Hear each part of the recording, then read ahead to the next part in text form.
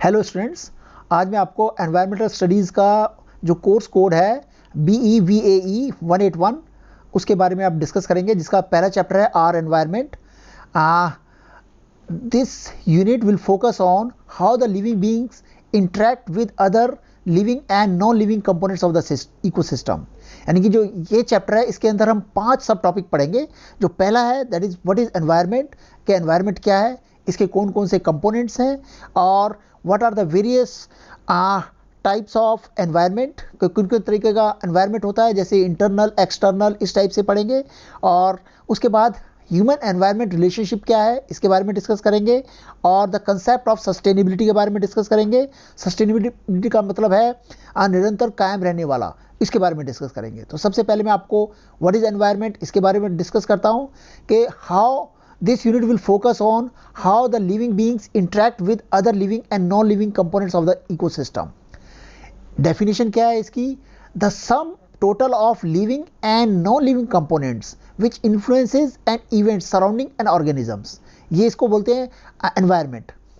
Environment word is derived from the French word environ, which means to encircle or surround, कि हमारे आसपास क्या चीज़ है, which while meant means surrounding or auctioning. So environment is the interaction between the organism and the nature. अब हिंदी में बताता हूँ इसका पर्यावरण की अवधारणा। पर्यावरण को किसी जीव के परिवेश को सजीव और निर्जीव घटकों, प्रभावों और घटनाओं के कुल योग के रूप में परिभाषित किया जाता है। एनवायरमेंट शब्द अगेन मैं रिपीट कर रहा हूँ, ये फ्रांसीसी शब्द है एनवायर, जिसका अर्थ है घिरे हुए, आसपास घिरे हुए या इर्द गिर्द, और जबकि मेंट का अर्थ है क्रिया, यानी पर्यावरण जीव और प्रकृति के बीच की क्रिया है। इसी के अंदर आता है नेक्स्ट में range of tolerance. The organisms can tolerate the changes in the environment with in certain range that is called range of tolerance.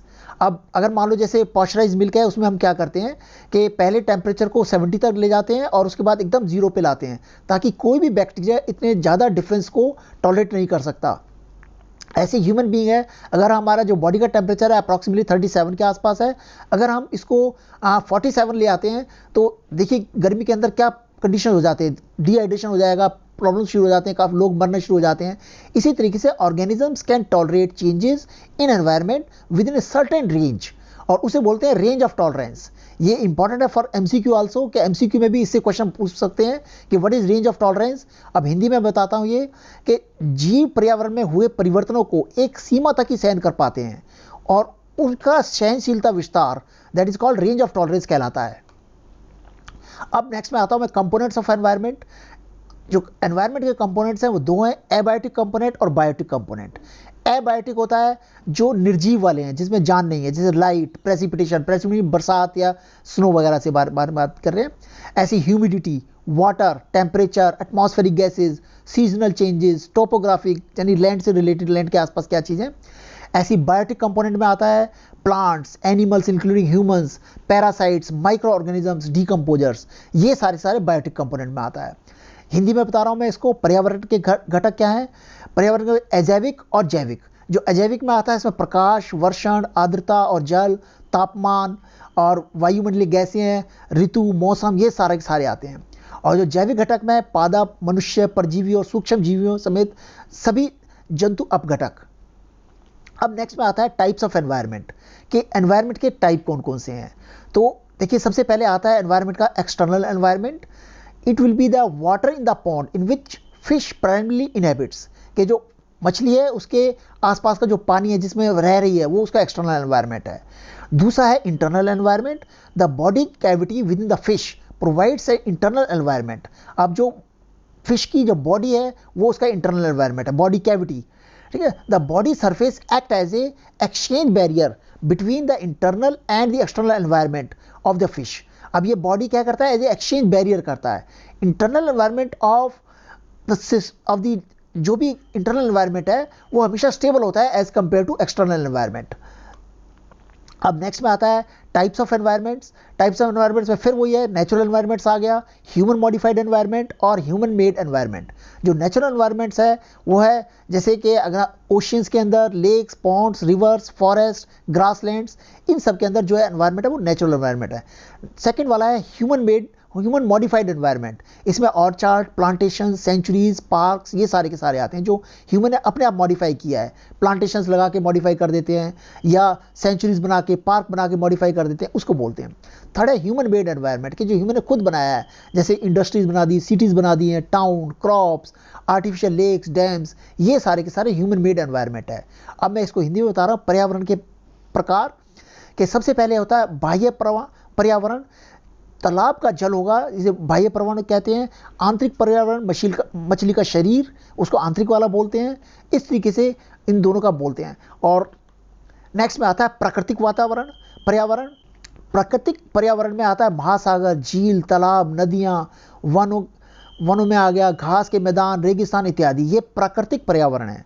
मानव संशोधित पर्यावरण में आता है बागानों को बोलते हैं, वृक्षारोपण, इन सब को बोलते हैं। मानव निर्मित पर्यावरण, यानी कि हम जो शहर में उद्योग लगा रहे हैं, कस्बों में या खेती कर रहे हैं, कृत्रिम झील बना रहे हैं, ये सारे के सारे मानव निर्मित पर्यावरण है। अब नेक्स्ट में आता है significance of the environment for life, कि लाइफ के अंदर एनवायरनमेंट का क्या सिग्निफिकेंस है। सबसे पहले है जो climate and short term weather changes are characterised mainly by wind, temperature, pressure and rainfall. जो हमारा क्लाइमेट है या शॉर्ट टर्म वेदर है वो किस पे डिपेंडेंट होता है कि हवा कैसी है वहाँ की, टेम्परेचर कैसा है, प्रेशर कैसा है और रेनफॉल कैसा है। And are determined by the properties of the atmosphere. और ये किससे डिटरमाइन करता है कि एटमॉस्फेयर की कैसी प्रॉपर्टीज हैं। Air in the atmosphere provide living organisms with oxygen. अब जो एटमॉस्फेयर है उसके अंदर में क्या है, जो एयर है वो क्या देती है, ऑक्सीजन देती है। Without which survival of the most of the living and non living organisms will be threatened. Survival बड़ा मुश्किल हो जाएगा अगर एटमॉस्फेयर के अंदर ऑक्सीजन ना हो। हिंदी में बता रहा हूँ इसी चीज़ को कि जीवन के लिए पर्यावरण का महत्व क्या है। जलवायु और अकाल्पनिक मौसम परिवर्तनों की पहचान मुख्य रूप से पवन, तापमान, दाब और वर्षा से होती है और इनका निर्धारण वायुमंडल के गुणों से होता है। इसी तरीके से वायुमंडल की वायु सजीवों को ऑक्सीजन प्रदान करती है, जिससे कि अगर ऑक्सीजन ना मिले तो जीवों को खतरे में पड़ सकते हैं। नेक्स्ट में आता है ह्यूमन एनवायरनमेंट रिलेशनशिप, कि ह्यूमन और एनवायरनमेंट में क्या रिलेशनशिप है। All living beings are dependent upon their immediate surroundings for their survivals. Various approaches are, कौन कौन सी अप्रोचेज हैं, जितने भी हैं। सबसे पहले आता है डिटर्मिनिज्म, पॉसिबिलिज्म और एनवायरमेंटलिज्म। ये तीन अप्रोच हैं जो कि हमें ह्यूमन और एनवायरनमेंट के बीच में रिलेशनशिप बताती है। सबसे पहले हिंदी में बता रहा हूँ इसी चीज़ को, मानव पर्यावरण संबंध। इसको तीन अभिगामों में बांटा गया है। पहला है निश्चयवाद, जिसे डिटर्मिनिज्म बोलते हैं। दूसरा है संभावनावाद, जिसे पॉसिबिलिज्म बोलते हैं। तीसरा है पर्यावरणवाद, जिसे एनवायरमेंटलिज्म बोलते हैं। इन तीनों के बीच में हम चर्चा करेंगे। सबसे पहले डिटर्मिनिज्म के बारे में बता रहा हूँ। The concept was developed by German geographer Friedrich Ratzel. इस चीज़ को ध्यान से दिले, जर्मन जोग्राफर फ्रेडरिच रेटजल। अब जो एमसीक्यू बन सकता है उसमें सीधा पूछेगा who has coined this term determinism, तो आपको आंसर यह है who has developed this term determinism. Answer is German geographer Friedrich Ratzel. अब this approach is based on ये अप्रोच किस पर बेस्ड है, नेचर कंट्रोल ह्यूमंस और अर्थ मेड ह्यूमन पर। This is also known as environmental determinism. According to this approach human is largely influenced by nature. इस approach के ऊपर क्या है कि जो ह्यूमन है नेचर से इन्फ्लुएंस्ड है। इसका मतलब है कि सबसे पहले इस चीज़ का ध्यान रखिए, this approach is based on nature controls human और अर्थ मेड ह्यूमन। इस चीज़ को ध्यान से पढ़ लीजिए और एग्जामिनेशन में भी आएगा, ये इस टाइप का क्वेश्चन आ सकता है कि on which approach this determinism is based on. तो आपको ध्यान रखना है नेचर कंट्रोल ह्यूमंस और अर्थ मेड ह्यूमंस, इन चीज़ों का ध्यान रखना है। नेक्स्ट में इसी चीज़ को, निश्चयवाद को मैं हिंदी में बताता हूँ।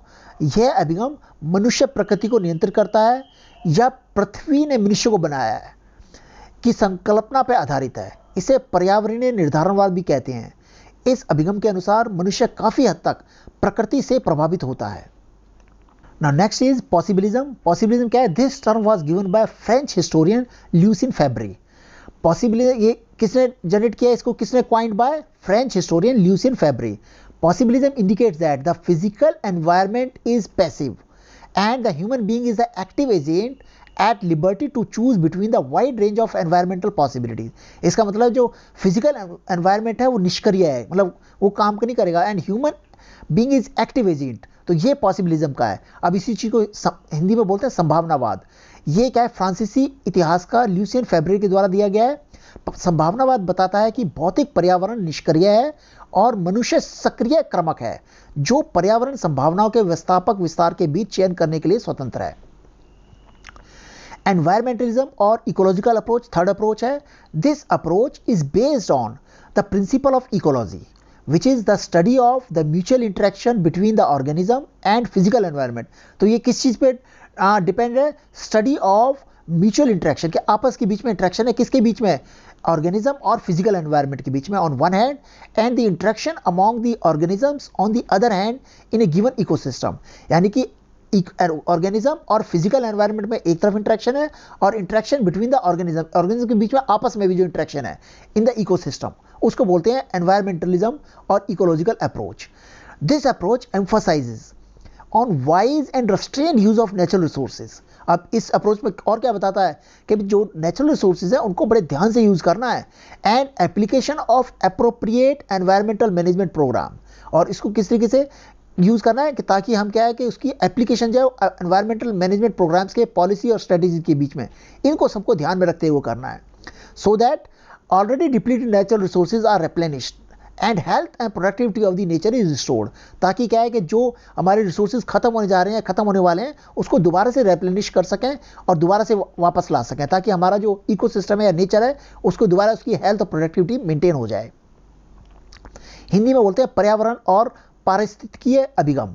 यह अभिगम मौलिक सिद्धांत पर आधारित है, जो एक तरफ जीव और उसके भौतिक पर्यावरण के बीच और दूसरी तरफ पारिस्थितिक तंत्र के जीवों के मध्य परस्पर का अध्ययन है। यह अभिगम प्राकृतिक संसाधनों के विवेकपूर्ण और सीमित उपयोग पर बल देता है, कि जो प्राकृतिक संसाधन है उनको बड़े ध्यान से यूज करना है और उसका सीमित उपयोग करना है, ये नहीं कि बहुत ज्यादा उसको एक्सेस में यूज कर सको। नेक्स्ट में आता है कंसेप्ट ऑफ सस्टेनेबिलिटी। सस्टेनेबिलिटी का मतलब है निरंतर कायम रहना, कि जो आपने जो इकोलॉजी सिस्टम है उसको कंट्रोल करके रखना है, मतलब डिग्रेड नहीं होने देना। Concept of sustainability and sustainable development. Herman Daly, an ecological economist, referred a sustainable development as an oxymoron. उसने ऑक्सीमोरॉन बोला है। Oxymoron means is a figure of speech that combines two usually contradictory terms into a complex paradox. ये इसमें क्या है कि दो contradictory terms हैं जो कि इकट्ठा किया हुआ है, जैसे बिटर और स्वीट, खट्टा मीठा, इस टाइप से, प्रिटी अगली, इस टाइप के जो है, इसे बोलते हैं oxymoron. Figure of speech that combines two usually contradictory terms, दो कंट्राडिक्टरी टर्म्स को कंबाइन करा हुआ है। इसमें नेक्स्ट में आता है इसके अंदर how to achieve the desired goal, how to achieve the desired goal, so that the societies have to make certain transitions which are very much essential। अब सस्टेनेबिलिटी को करने के लिए हमें क्या है, कुछ चेंजेस करने पड़ेंगे, which are very much essential. The following transition make future societies. अब कौन कौन सी सोसाइटी, सबसे पहले है डेमोग्राफिक ट्रांजिशंस। डेमोग्राफिक ट्रांजिशन में from a continuously growing population to one that is stable, कि जो ग्रोइंग पॉपुलेशन है उसको स्टेबल पॉपुलेशन में कन्वर्ट करना है, यानी कि चेंज करना है कि ताकि पॉपुलेशन में स्टेबल हो जाए। दूसरा है resource transition of an economy that is not solely obsessed with growth, rather इसमें क्या है, protect ecosystem capital from depletions, के इकोसिस्टम को हमने डेप्लीशन से रोकना है, प्रोटेक्ट करना है। थर्ड है technological transition from pollution intensive economic production to environment friendly process, के पॉल्यूशंस को खत्म करके हमें एनवायरमेंट फ्रेंडली जैसे प्रोसेस में लाना है, जैसे कि हम डीजल व्हीकल्स को या पेट्रोल व्हीकल्स को कन्वर्ट कर रहे हैं इलेक्ट्रिक व्हीकल्स में। ऐसे ही नेक्स्ट में आता है इसमें पॉलिटिकल और सोशियोलॉजिकल ट्रांजिशंस और कम्युनिटी ट्रांजिशंस। तो इस तरीके से हम जो सस्टेनेबल सिस्टम है उसको हमें क्या है कि ट्रांजिशंस में कन्वर्ट कर सकते हैं, यानी कि the following transition make the future societies. Hindi में इसको बोलते हैं संपोषणीय और सतत विकास की संकल्पना। इसमें एक हरमन डेली ने एक सतत विकास को विरोधाभास, ऑक्सीमोरॉन के रूप में माना है। अब विरोधाभास एक ऐसी बात है जिसमें दो सामान्यतः विरोधी शब्दों को एक साथ मिला लिया जाता है, जैसे कड़वाहट बड़ी मिठास, सुंदर असुंदर, इस तरीके से। और नेक्स्ट में आता है इसमें priority areas for achieving sustainable development, कि प्रायोरिटी एरिया क्या है डेवलपमेंट के लिए। तो सबसे पहले जो आ रहा है वो है स्लो डाउन पॉपुलेशन ग्रोथ को स्लो करना है, reduce poverty, inequality and third world डेब्ट, मेक एग्रीकल्चर सस्टेनेबल, पॉवर्टी को खत्म करना है, इनइक्वालिटी को खत्म करना है, थर्ड वर्ल्ड डेब्ट को खत्म करना है, मेक एग्रीकल्चर सस्टेनेबल, एग्रीकल्चर तरक्की करनी है, इसको बढ़ाना है, protect forest and other habitats and make water and energy use sustainable, make water use sustainable and reduce water generation, waste generation, कि वेस्ट जनरेशन को रिड्यूस करना है। ये आपके प्रायोरिटी एरियाज है फॉर अटेनिंग सस्टेनेबल डेवलपमेंट।